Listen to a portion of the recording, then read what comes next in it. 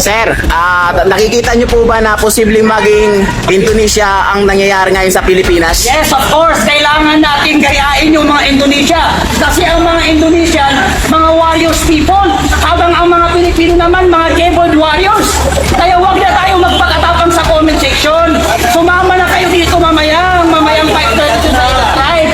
Gayahin natin ang Indonesia. Ang Indonesia, pinabagsak sila ang gobyernong mga korupsyon. Pabagsakin na rin natin ang gobyerno dito sa ating mga korupsyon. Ilang presidente ng dumaan.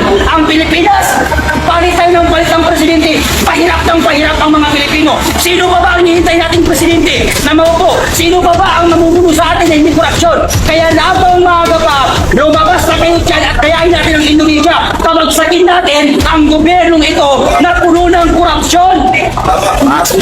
Oo, mas maganda yan.